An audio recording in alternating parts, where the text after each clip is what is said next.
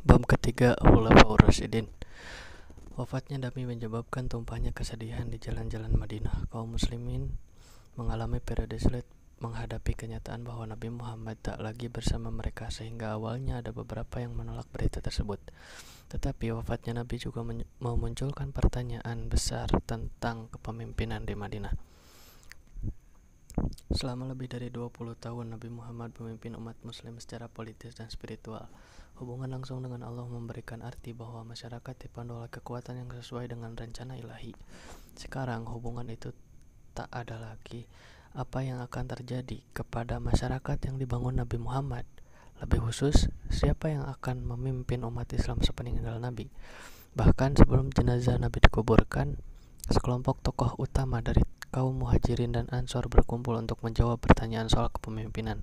Perbedaan pendapat dalam kelompok tersebut tentang siapa yang harus mendapat otoritas atas negara muslim muda ini dapat mengancam perpecahan umat. Mungkin juga ada usul solusi dua negara, yang satu dipimpin oleh Ansor, satu lagi Muhajir. Akhirnya Umar mencalonkan Abu Bakar menjadi pemimpin politik negara kesatuan muslim yang berpusat di Madinah. Abu Bakar adalah pilihan tepat. Setelah Khadijah, dialah orang pertama yang menerima Muhammad sebagai nabi dan masuk ke agama baru itu. Dia menemani Nabi Muhammad saat hijrah ke Madinah. Bahkan, dialah yang ditunjuk Nabi Muhammad untuk mengimami salat di Masjid Nabawi pada hari-hari terakhir hidup Nabi. Ya, ia memang berasal dari Makkah, tetapi tak seorang pun, baik Muhajirin maupun Ansor, bisa mendebat kualifikasinya. Masa Abu Bakar. Abu Bakar mendapat gelar Khalifatur Rasul, berarti penerus utusan Tuhan, disingkat Khalifah. Pada 632 Hijriah, Khalifah bukanlah nabi baru. Kitab Quran jelas menyatakan Muhammad sebagai nabi terakhir, dan tak ada lagi nabi yang datang setelahnya. Terlebih lagi, tugas Khalifah bertindak sebagai pemimpin politik dengan mengikuti teladan yang diberikan Nabi Muhammad saat memimpin Madinah. Maka Khalifah diharapkan menjadi pemimpin yang cakap, mampu mengelola permasalahan negara muslim dengan efektif, juga mampu melindungi agama yang dibawa Nabi Muhammad dan menggerakkan orang untuk mengikutinya sebisa mereka. Sikap Abu Bakar dalam menjalankan tugas akan menjadi contoh bagi khalifah berikutnya untuk memenuhi peran tersebut. Demi menegakkan keberlanjutan tujuan politik Nabi Muhammad, Abu Bakar mengirim kekuatan ke Suriah Selatan untuk bertempur melawan Bizantium sebagai balas dendam atas konfrontasi sebelumnya. Ekspedisi ini menunjukkan tujuan politik umat Islam tak akan berhenti sepeninggal Nabi, tetapi ekspedisi ini tak sepenting perkembangan ancaman dari gurun pasir sebelah timur Madinah. Di sana berbagai suku Baduy yang baru masuk Islam mulai memberontak. Logika mereka sederhana. Mereka bersumpah setia pada Islam dalam kekuasaan Nabi Muhammad, dan sejak beliau wafat, sumpah itu tak lagi berarti. Mungkin alasan lain memisahkan diri dari pemerintahan Abu Bakar adalah kebencian tradisional Arab terhadap pemerintahan yang terorganisasi. Selama berabad-abad, suku-suku Arab mengembara dengan bebas tanpa ada pemerintah pusat yang menentukan langkah mereka atau memungut pajak. Walau menyesal, mungkin mereka tetap dapat menerima perjanjian semacam itu dengan Nabi Muhammad, tetapi pasti mereka takkan patuh begitu saja di bawah Abu Bakar. Diringi kebencian terhadap pemerintahan terorganisasi, muncul sejumlah orang yang mengklaim diri sebagai nabi. Yang paling menonjol di antara Musailamah dikenal sebagai Musailamah si pembohong dalam sumber-sumber sejarah kemudian. Penolakan suku-suku ini untuk membayar zakat, pilar penting dalam Islam, ditambah penerimaan terhadap Nabi baru, membuat Abu Bakar menyatakan mereka telah meninggalkan Islam dan merupakan ancaman bagi agama Islam itu sendiri. Jika kelompok tersebut dapat menentukan aspek Islam mana yang diterima atau bisa menyatakan diri sebagai Nabi dan mengambil agama apapun yang cocok bagi mereka, kesucian Islam tak dapat hilang di tengah ratusan versi. Tak diragukan lagi contoh-contoh orang terdahulu yang mengubah agama dari Tuhan agar sesuai dengan keinginan mereka muncul di benak Abu Bakar. Orang-orang tersebut ditegur Tuhan dan akan dihukum pada hari pengadilan atas dosa-dosanya. Inilah takdir yang benar-benar dihindari orang soleh dalam masyarakat muslim. Hasilnya, tindakan militer harus diambil Abu Bakar. Ia menunjuk Khalid bin Walid sebagai komandan pasukan yang dikirim ke timur untuk memadamkan gerakan pemberontakan. Nama Khalid terkenal di seantero semenanjung Arab dan ia belum pernah kalah dalam pertempuran yang dilakukan, baik sebelum ataupun sesudah masuk Islam. Karena akrab dengan peperangan gurun dan punya keahlian kavaleri, terpilihnya ia sebagai pemimpin ekspedisi dapat dimengerti. Setelah berhasil mempertahankan Madinah dari setiap kemungkinan serangan pemberontak, Khalid memimpin pasukan ke arah timur, tempat tinggal sekian banyak suku pemberontak. Kekuatan Musailamah tidaklah sebanding dengan kecakapan militer Khalid. Pemberontak mundur dan Musailamah terbunuh dalam peperangan. Perlahan-lahan kesetiaan kepada Khalifah menyebar di seluruh jazirah Arab, menyeru suku-suku untuk kembali ke Islam dan memerangi mereka yang masih memberontak. Pada 633 Masehi, perang melawan kemurtadan selesai dan seluruh Arab sekali lagi bersatu sebagai negara kaum muslim. Islam telah berhasil selamat melewati tantangan politik, menghapuskan pertanyaan tentang kesetiaan pada Islam dan kepemimpinan politik sepeninggal Nabi. Perang ini menanamkan satu teladan penting berkaitan dengan masa depan dunia Islam. Pertama, konflik tersebut menunjukkan persatuan spiritual Islam merupakan kepentingan yang paling utama. Penyimpangan dan nabi palsu tidak akan ditoleransi. Menurut keyakinan Islam, bangsa sebelumnya yang telah diseru pada monoteisme dan menyimpang dari hukum Tuhan telah beruntung dengan dikirimkannya nabi untuk meluruskan mereka. Ketetapan Nabi Muhammad sebagai nabi terakhir berarti tak ada lagi nabi yang akan datang untuk memperbaiki kesalahan muslim yang menyimpang. Tak boleh ada kesalahan dalam menjaga Islam seotentik masa Nabi Muhammad SAW. Ekspedisi militer Khalid menunjukkan dunia Islam bahkan siap mengangkat senjata untuk melindungi pesan ilahiyah Islam. Kedua, kesatuan politik dunia Islam dijamin untuk sementara. Hanya ada satu pemimpin di dunia Islam. Semenanjung Arab berada di antara dua kekuatan dunia, Bizantium dan Sassanid. Jika mereka ingin bertahan di kancah internasional, dibutuhkan persatuan. Perang Ridha membuktikan bahwa hanya ada satu negara muslim, kekhalifahan di bawah satu pemimpin Islam, khalifah. Ketiga, dan mungkin yang terpenting, otoritas pemerintah pusat telah ditetapkan. Bagi suku-suku Arab, persatuan dan konsep pemerintah pusat yang jauhnya berkilo-kilometer merupakan gagasan asing. Perang Ridha telah meneguhkan sejarah Islam selanjutnya secara ideal akan terlepas dari masa lalu Arab yang nomaden dan terdesentralisasi. Bangsa Arab sedang memasuki era sejarah yang baru dan pemerintahan mereka harus mencerminkan hal tersebut. Selain memperkuat keberlanjutan negara Islam, masa kekhalifahan Abu Bakar sangat penting bagi pelestarian Quran dalam bentuk tertulis. Pada masa Nabi, banyak sekretaris yang ditugaskan untuk menulis wahyu Quran. Saat baru diturunkan, naskah-naskah tersebut tak dikumpulkan dalam satu buku, tetapi berbentuk potongan yang tersebar di mana-mana. Lagi pula, Madinah terdiri atas masyarakat dengan tradisi lisan dan hanya sedikit orang yang bisa baca tulis. Bentuk tertulis Quran tidak sepenting hafalan kata demi kata. Umar menyarankan agar seluruh naskah tersebut dikumpulkan. Akurasinya diperiksa lagi dengan ingatan para sahabat yang dapat dipercaya. Disimpan di lokasi terpusat untuk berjaga-jaga atas skenario yang tak diinginkan jika semua penghafal Quran meninggal. Meskipun ada keraguan awal melakukan sesuatu yang tak dikerjakan Nabi, Abu Bakar menjalankan rencana itu dan koleksi naskah Quran dikumpulkan di Madinah. Kekhalifahan Abu Bakar hanya berlangsung 2 tahun, dari 632 sampai wafatnya pada 634 Masehi. Dalam 2 tahun itu ia mampu menstabilkan negara Islam sepeninggal Nabi dan melengkapinya dengan memanfaatkan melemahnya kekuatan imperial di utara. 2 tahun masa kepemimpinannya telah membuahkan teladan tentang peran khalifah dalam umat Islam dan keberlanjutan keyakinan Muslim setelah Nabi wafat. Teladan terakhir yang ditanamkan Abu Bakar adalah pemilihan penerusnya. Alih-alih memilih saudaranya untuk menjadi pemimpin sepeninggal dia, Abu Bakar memilih seseorang yang ia yakini paling memenuhi syarat dan mampu memegang tugas sebagai khalifah pada akhir hidupnya. Ia menunjuk Umar bin Khattab sebagai penerus. Umar. Seperti Abu Bakar, Umar termasuk orang yang masuk Islam sejak awal. Ia menyatakan keimanannya di hadapan Nabi di Makkah sebelum hijrah dan selalu bersama Nabi di seluruh peperangan dan peristiwa besar di Madinah. Tak ada keraguan akan kemampuannya memimpin negara Islam, dan berdasarkan tradisi Islam, tampaknya tak ada penolakan atas pengangkatan dirinya sebagai khalifah. Stabilitas pemerintahan dan suksesi seperti ini akan hilang nantinya dalam sejarah Islam. Tak seperti Abu Bakar, Umar tidak harus mengatasi masalah stabilitas politik atau keberlanjutan agama.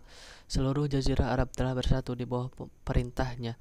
Gerakan militer masif ke seluruh jazirah saat Perang Ridha telah memberikan keyakinan dan kemampuan di kalangan Muslim untuk mulai berpikir serius melebarkan wilayah ke utara. Selanjutnya, cara hidup tradisional yang dibelenggu Jazirah Arab tak lagi layak. Selama berabad-abad, orang Arab mempertahankan hidup dengan terus-menerus menyerang suku saingan dan merebut harta rampasan perang. Sekarang, mayoritas orang Arab adalah Muslim. Tindakan menyerang suku tetangga bertentangan dengan hukum Islam. Nabi telah menyatakan di berbagai kesempatan bahwa penduduk Muslim menjadi satu umat atau bangsa. Tak terbayangkan jika bangsa itu akan melewati sejarah dalam konflik internal terus-menerus. Untuk menghilangkan potensi konflik internal, juga menjamin keamanan bagi beberapa suku Arab yang masuk Islam di perbatasan Bizantium dan Sassanid. Pasukan Islam mengarah ke utara, tempat akan terjadinya penaklukan terbesar. Serangan ke Mesopotamia yang dikuasai Sassanid telah dimulai pada tahun terakhir kehidupan Abu Bakar dan dilanjutkan begitu Umar berkuasa. Awalnya, Umar adalah tokoh Muslim lain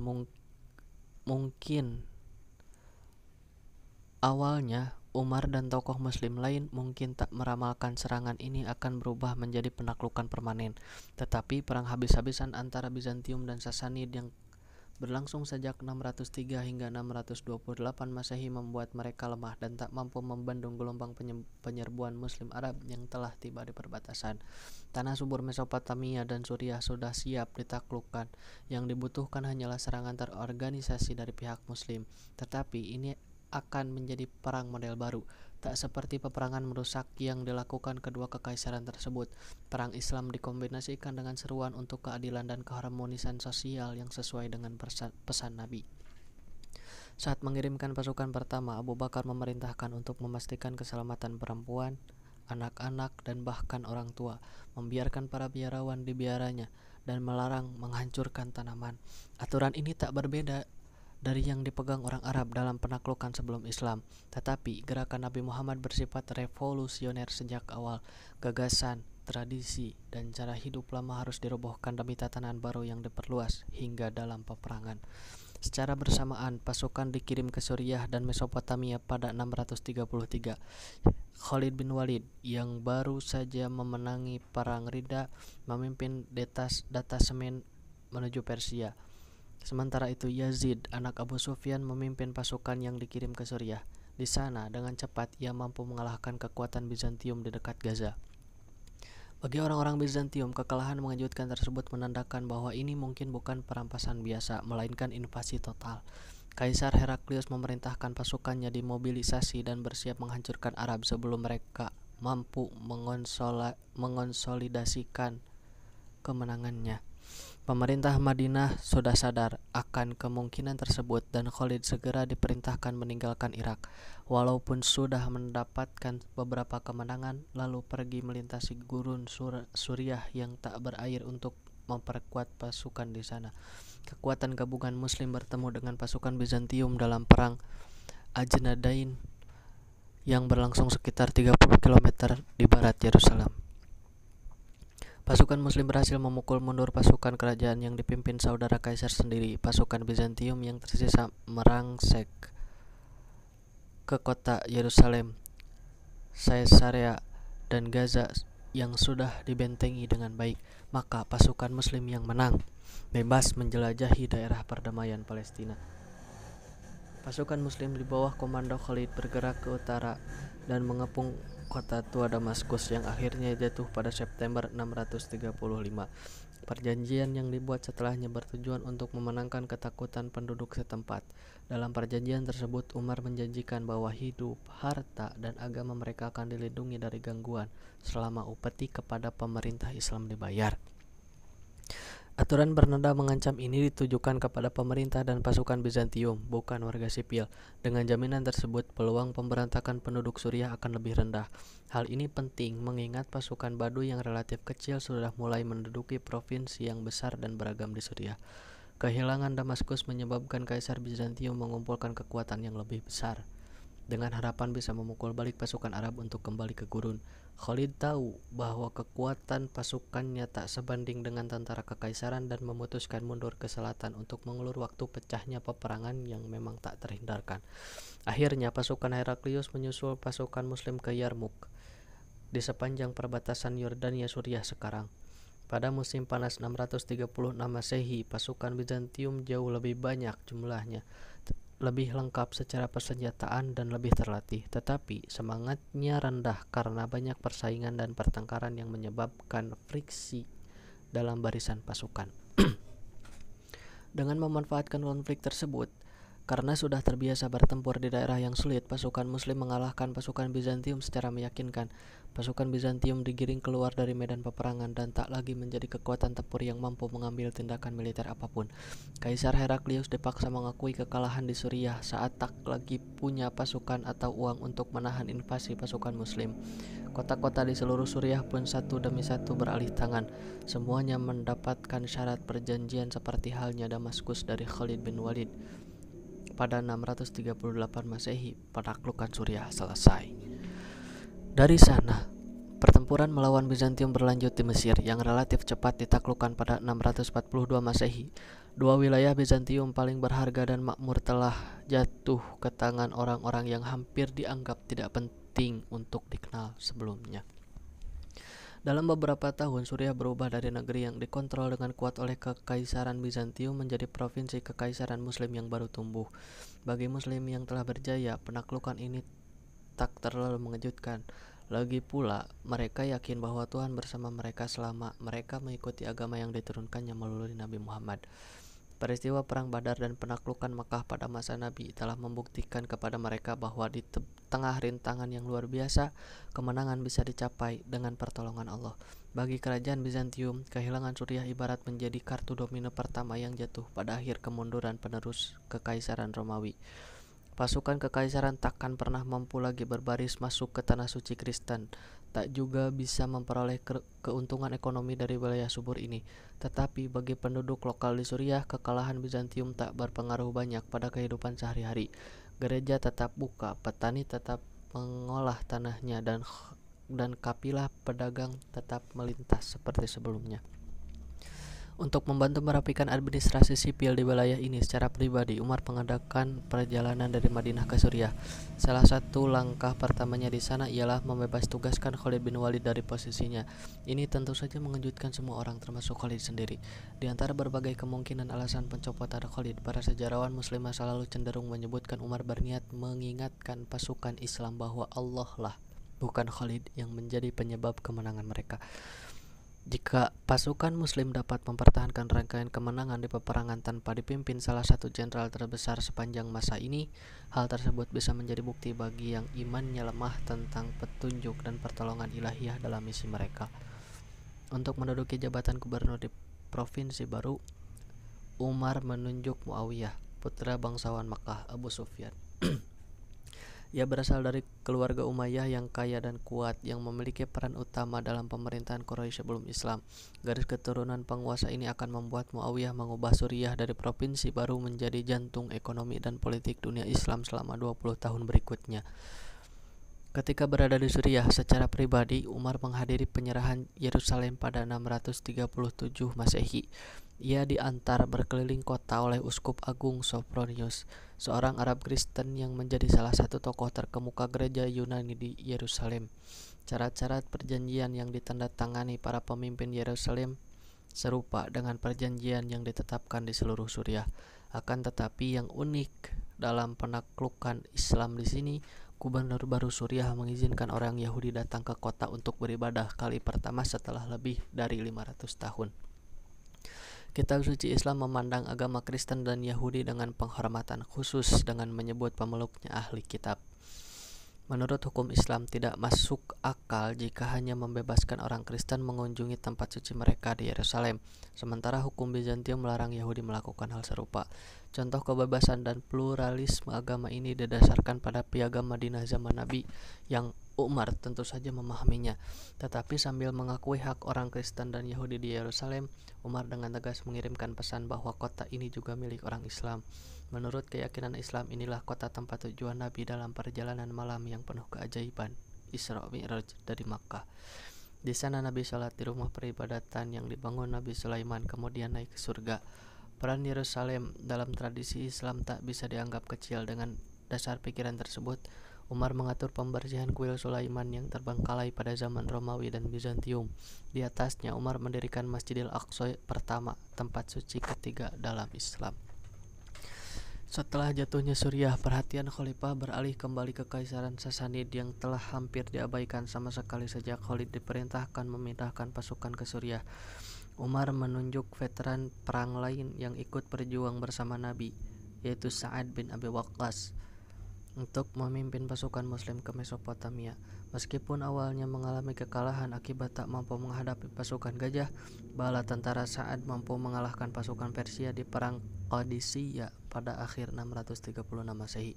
Perang ini berhasil mengumpulkan rampasan perang yang signifikan bagi pasukan Muslim. Sebagian besar rampasan dikirimkan ke Madinah untuk dibagikan sesuai hukum Islam.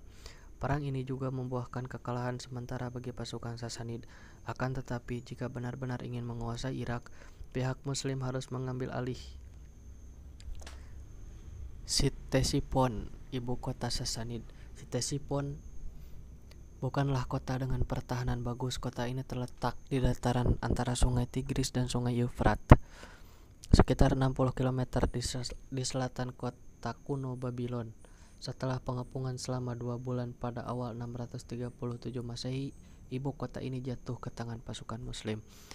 Seluruh dataran Tigris Eufrat sekarang berada di bawah kendali pasukan Muslim, sementara Kaisar Sasanid dan pemerintahannya melarikan diri ke dataran tinggi Persia.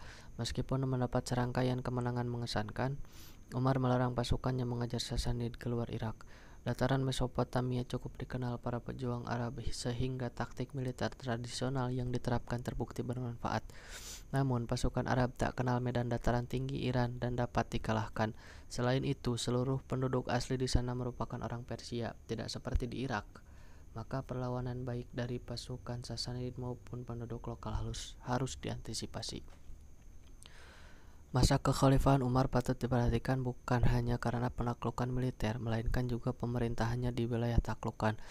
Salah satu aspek paling mengesankan dari penaklukan dan penggabungan wilayah itu dalam kerajaan Islam adalah kenyataan bahwa kehidupan hampir tak berubah lagi bagi penduduk di tanah taklukan.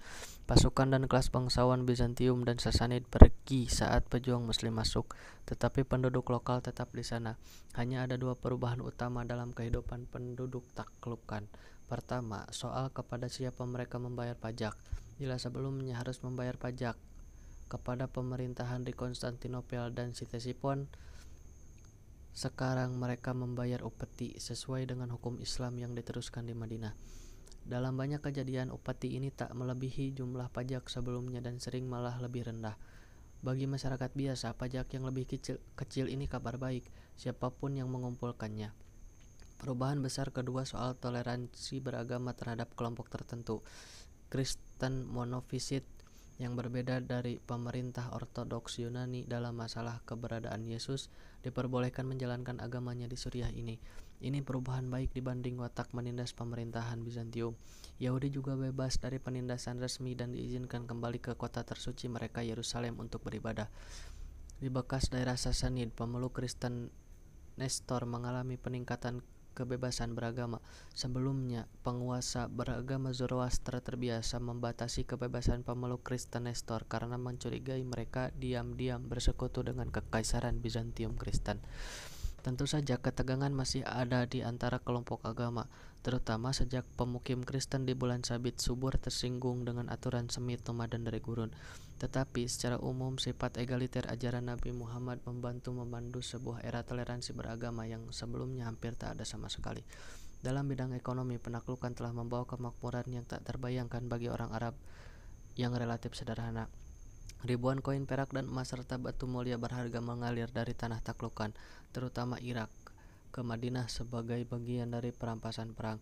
Berdasarkan ajaran hukum Islam, harta rampasan tersebut dianggap milik seluruh umat Islam dan dibagikan kepada seluruh anggota umat, dari pemeluk awal sampai pemeluk baru non-Arab. Ledakan besar dalam aktivitas ekonomi terjadi di Mekah dan Madinah. Rumah-rumah baru terus dibangun dan perkebunan yang luas disiapkan guna menopang pertumbuhan ekonomi berkelanjutan setelah penaklukan.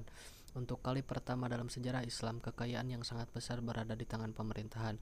Selama 10 tahun menjabat khalifah, Umar telah mengubah negara Islam muda dari yang mulanya terdiri atas masyarakat perampas di gurun menjadi sebuah kekuatan regional. Ekspansi cepat dibarengi stabilitas sosial membuktikan kemampuannya yang luar biasa sebagai administrator dan pemimpin. Dia menjadi salah satu penguasa paling berhasil dalam sejarah Islam. Kekuasaannya tiba-tiba berakhir pada 644. Setelah dia dibunuh di Madinah oleh seorang budak Persia yang iri kepada pemimpin karismatik ini. Menjelang wafat, Umar menunjukkan majelis berisi 6 pemimpin yang dihormati masyarakat Madinah untuk memilih penerus dari mereka sendiri. Mereka memilih Utsman bin Affan, salah seorang pemeluk Islam awal. Berbeda dari Abu Bakar dan Umar, ia berasal dari klan Umayyah di Mekah. Utsman sangat kaya dan berkuasa sebelum masuk Islam. Tak diragukan lagi melihat keberhasilan kebijakan Umar, Utsman berjanji mengikuti langkah pendahulunya dan menegakkan praktik yang sama dengan khalifah sebelumnya. Ia pun diangkat pada akhir 644 Masehi. Utsman. Latar belakang Utsman dari keluarga bangsawan berperan besar dalam keputusan-keputusannya sebagai khalifah. Keluarga Umayyah cukup berpengalaman soal tata negara sebelum datangnya Islam, dan Utsman mengandalkan pengalaman tersebut dalam keputusan pribadinya. Muawiyah, sepupunya, sudah menjadi gubernur Suriah dan bekerja sangat baik dalam menjadikan wilayah perbatasan menjadi tulang punggung negara Islam. Utsman melanjutkan dengan menunjuk saudara sepersusuannya Abdullah bin Sa'ad sebagai gubernur Mesir. Ia berharap keturunan Umayyah akan bekerja dengan baik di Mesir, seperti halnya di Suriah. Sepupunya yang lain ia tunjuk di Irak, tempat mereka memimpin serangan ke tanah Persia dan lambat laun menguasai seluruh kekaisaran Sassanid. Untuk kali pertama muncul dugaan nepotisme dalam sejarah Islam, walaupun sepertinya tak cukup serius dalam menghambat usaha dan kemampuan memperluas negara Islam. Melanjutkan langkah dan penekanan Umar pada militer, Utsman memerintahkan pembangunan armada angkatan laut pertama dalam sejarah Islam. Tujuannya menggagalkan setiap serangan balik Bizantium. Gubernur Suriah dan Mesir sangat bergantung pada keterampilan orang Kristen lokal dalam membangun kapal laut. Orang Kristen yang sebelumnya berada di bawah kedaulatan kerajaan Bizantium menunjukkan semangat besar dalam pekerjaannya bagi pemerintahan baru Arab, terutama mengingat banyak di antara mereka beragama Kristen Koptik dan sekte Kristen lain yang tak diakui Bizantium. Kesediaan Muslim memperlakukan mereka dengan lebih baik daripada Bizantium berperan besar pada kesetiaan mereka terhadap khalifah. Hasilnya berupa masyarakat yang damai dan keamanan dari ancaman luar. Contohnya saat serombongan armada Bizantium mencoba menguasai kembali Alexandria pada 646 Masehi, tetapi digagalkan para pelaut Kristen yang bekerja kepada khalifah. Selain mempertahankan perbatasan, kekhalifahan Islam mampu memperluas pengaruhnya ke Laut Tengah dengan merebut Siprus dan Kreta, serta menyerang hingga ke Sisilia. Keberhasilan militer juga terus berlanjut di daratan saat Muawiyah memimpin pasukan Suriah yang kuat untuk masuk ke Armenia melawan kekuasaan Bizantium. Daerah pegunungan Anatolia yang diisi sebagian besar penduduk Yunani menjadi batas alam antara masyarakat Bizantium dan Muslim, terbentuk di sekitar batas modern Turki dan Suriah. Lebih jauh ke timur, pasukan Muslim terus memaksa masuk ke jantung Persia di bawah pimpinan saudara Utsman yang lain, Abdullah bin Amir. Penaklukan sisa kerajaan Sassanida secepat penaklukan Irak. Di sana masyarakatnya lebih homogen dan lebih terhubung dengan pemerintah Sassanid. Akibatnya, perang tersebut memakan korban yang lebih banyak dari pasukan Muslim. Akan tetapi, kesempurnaan kemenangan Muslim di Qadisiyah dalam masa kekhalifahan Umar pada dasarnya telah mengakhiri nasib kerajaan Sassanid. Hanya masalah waktu untuk menundukkan seluruh kerajaan. Kaisar Sassanid Yazdegerd tak pernah berhasil mengganti pasukannya yang habis pada 642 Masehi, dan selama lebih dari 10 tahun berikutnya Sassanid terus berusaha bertahan. Pada 650 Masehi dataran tinggi Iran dikuasai, dan pada 651 Khorasan pun diambil. Pada tahun yang sama, Raja Sasani terakhir ditemukan dalam pelarian dan dihukum mati. Selama 1 dekade, pasukan Muslim telah maju dari Irak ke Sungai Oxus dan mencapai pinggiran Asia Tenggara. Bagi Utsman, memimpin ekspansi militer yang cepat seperti Umar tak serta-merta menghasilkan popularitas yang sama dengan khalifah kedua itu. Kekacauan memburuk saat ketidakpuasan atas kebijakan pemerintahnya mulai muncul, terutama akibat penunjukan saudara-saudara Umayyahnya. Bersama dengan itu, lambatnya penaklukan menyebabkan sedikitnya barang rampasan yang dikirim ke Madinah sehingga ekonomi mandek. Popularitas Utsman tentu saja tak setinggi dua pendahulunya, tetapi terlalu berlebihan bila diasumsikan sedang terjadi revolusi masif untuk menurunkannya dari tampuk kekuasaan. Malahan, sekelompok kecil pasukanlah yang akan menimbulkan perubahan penuh kekerasan dan kekacauan pada pemerintahan Madinah. Pada 656, sekelompok tentara datang dari Mesir ke Madinah untuk memprotes langsung khalifah berkaitan dengan kebijakannya dan pembagian perampasan antara pasukan dan pemerintahan sipil di Mesir. Ia mendengarkan perselisihan itu dari dua sisi dan berjanji mengambil langkah-langkah penyelesaian masalah secara adil. Dalam perjalanan pulang ke Mesir, para tentara itu mencegat surat yang diduga ditulis khalifah untuk gubernur Mesir yang memerintahkan hukuman mati bagi mereka. Maka mereka kembali ke Madinah dan mengepung Utsman di rumahnya sendiri. Meskipun menghadapi bahaya kematian, Utsman menolak memerintahkan penduduk Madinah mempersenjatai diri dan melawan pemberontak. Ia bahkan mencegah sepupunya Muawiyah mengirim pasukan dari Suriah untuk melindunginya agar tak terjadi pertumpahan darah di kota Nabi. Banyak sahabat Nabi yang menentang pemberontakan ini, tetapi mereka tak berdaya menghentikannya. Hukum perang berlaku di Madinah dan penduduknya hanya bisa tercekam ketakutan menyaksikan para pemberontak memaksa masuk ke rumah Utsman dan membunuhnya saat ia sedang duduk membaca Quran.